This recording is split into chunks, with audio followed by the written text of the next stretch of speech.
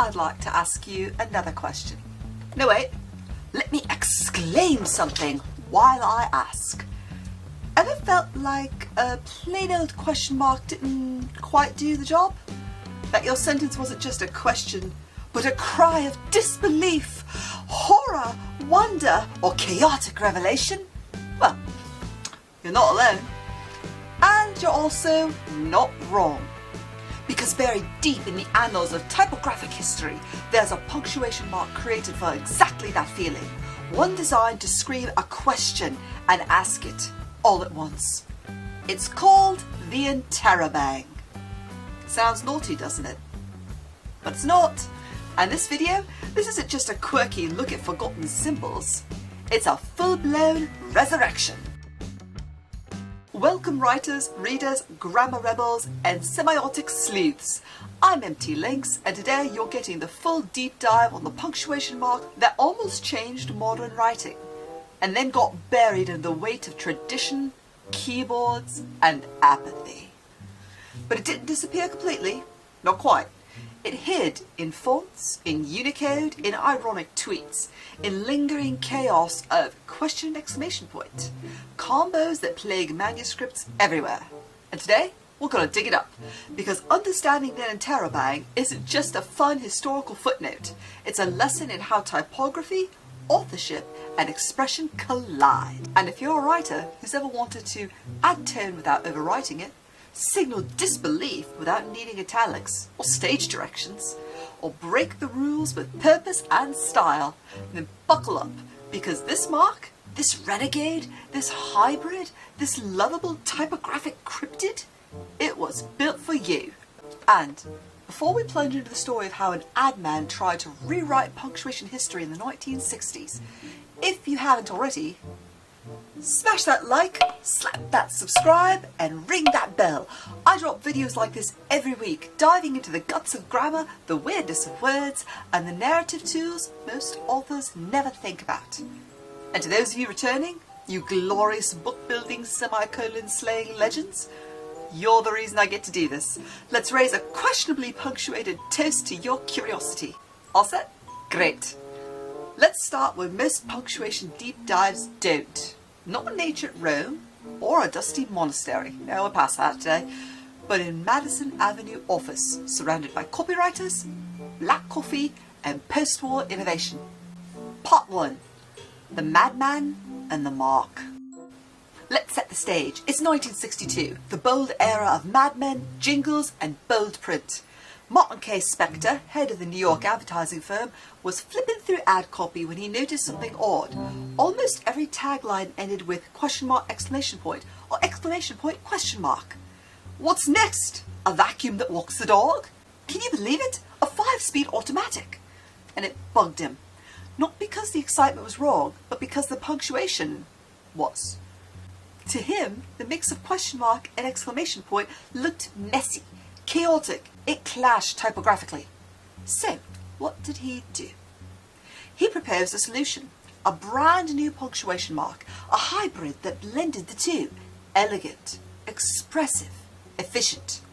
He named it the Interrobang, from interrogatio, Latin for question, and bang, the printer's slang for an exclamation point. Boom! A mark for credulous questions, disbelieving asks, exasperated howls. A punctuation revolution. Spector didn't just pitch it as an idea, he campaigned for it. Articles, design contests, typewriter manufacturers. And for a hot moment, it worked. Type designers added it to the Americana typeface. Remington even made typewriters with a dedicated Interrobang key. That's right, in the late 60s you could walk into an office and type one symbol to say, "You did what?" It was more than punctuation. It was style. It was vibe. But of course, it didn't last. Part 2. The Rise and Fall of the Interrobang. Why didn't this beautiful mark survive into the digital age? In a word, inertia. Language is hard to change. Typography even harder. And the world was, and still is, ruled by QWERTY keyboards. To use an Interrobang, people had to either buy specialty typewriters, use special typefaces, or physically draw the mark. It wasn't on standard keys, and it didn't have a shortcut. And as computing replaced typewriting, the Interrobang found itself excluded. Because if it's not on the keyboard, it's not in the culture. Unicode did eventually adopt it, U plus 203D, but by then it was more a curiosity than a comeback. And yet it never quite died. Designers still sneak it into logos. Writers whisper about it in the grammar corners of Reddit. And the emotional need for it? Oh, that never went away. Just look at how often you still see question mark, exclamation point in novels, emails, and TikTok. We keep trying to say what the Interrobang was made to say, but instead of using one mark, we use two, because we lost it. And that, dear writer and readers, is a real tragedy. Part 3. How to type it, use it, and overuse it. So, how do you use the Interrobang today? Simple answer, you could type it, just not easily. On a Mac, open your character viewer, search Interrobang, click to insert. On Windows, hold Alt and type 8253 on the numeric pad. Voila! Interrobang. Or if you're coding in HTML, ampersand Interrobang or ampersand pound 8253.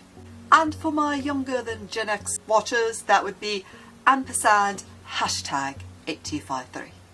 We're trying to be cross-lingually friendly here. But more important than how to type it is how to use it well. Because this mark, it's not for every line of dialogue. Use it when a character is asking a question with urgency, disbelief, or anger. Here are a few examples. You saw a what in the woods? You mean you knew all along? It's a combo of tone and function, and it works beautifully in satirical fiction, YA or MG dialogue, comic books, or dramatic monologues. But avoid to overuse. Too many and it loses its punch. The Interrobang is best when it surprises you. Treat it like saffron, not salt. Part 4. Should writers use the Interrobang? Okay, let's get so frickin' for real right now. Should you as a writer use the Interrobang? Short answer, yes, if it fits your tone. Long answer, yes, but know what you're doing. Here's why. First of all, the Interrobang is very expressive. It condenses emotion. It reduces the need for italicization, exclamation stacking, or awkward dialogue tags like, she shrieked. No. Secondly, it respects the reader. Instead of writing, you did what? She screamed incredulously. You just write, you did what? Thirdly, it stylizes the prose. It says, this book plays with form, which is great if that's your vibe. And fourthly, it's typographically cool. It looks like such a vibe, and that counts. But here's a caution. Not every publishing platform supports it, and not every reader knows what it means.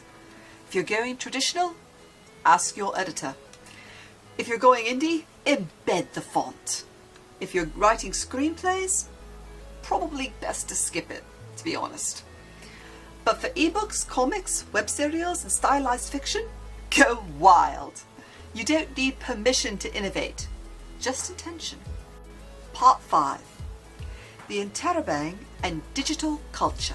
Here's where it gets juicy. We may have abandoned the Interrobang formally, but culturally, we're still obsessed with the idea of it. Modern digital writing, text, tweets, memes use punctuation emotionally, not grammatically, and the combo of the question mark and exclamation point is everywhere. We use it to show disbelief, express mockery, indicate dramatic tension, and amplify sarcasm. The Interrobang was this function. We just broke it back into 2 marks again. Irony? Massive. Some linguists even argue that the emoji use is the new Interrobang, a question plus an exclamation face. But here's the kicker. The emotional function remains, and readers know it instinctively. So when you write what, your reader gets it, even if they don't recognize the mark, because our brains still speak in tone, not just in words. Part 6. The Interrobang in design. Let's talk style. Designers never gave up on the Interrobang. Why? Because visually, it slaps. It draws the eye. It communicates nuance. It looks unique without needing an explanation. It's been used in branding for book companies, logos for libraries, and academic design. And in graphic novels and designs, it's making a stealth comeback. Want your brand to feel smart and playful? Use an Interrobang. Want your text layout to carry emotional subtext? Slip one into a poster or a cover. Design-wise, it's a dream glyph. Compact, expressive, and balanced. Writers, this is your sign to collab with your designers. If your cover features a quote or rhetorical statement, consider stylizing it with an Interrobang. It could change everything. Last looks, the mark that dared to feel. So, what's the verdict? The Interrobang never became standard, and maybe that's okay, because its very existence reminds us that language is fluid, that expression evolves, that punctuation isn't just a system, it's a palette, and the Interrobang is a colour we forgot how to use. So let's bring it back. Use it in your books, in your designs, in your blog posts and bios, and newsletters and fandom posts. Use it when nothing else captures that perfect mix of what and what. And next time your character says, "You can't be serious," maybe, just maybe, let them say, "You can't be serious." Thank you for watching. If this deep dive lit up your brain, please hit like and subscribe and drop your favourite rare punctuation mark in the comments. I'm MT Lynx. Keep asking questions and keep feeling your punctuation. Not like that. Get your mind out of the gutter. And now you know. I'll see you in the next video. This one, right here. Be a love and click it.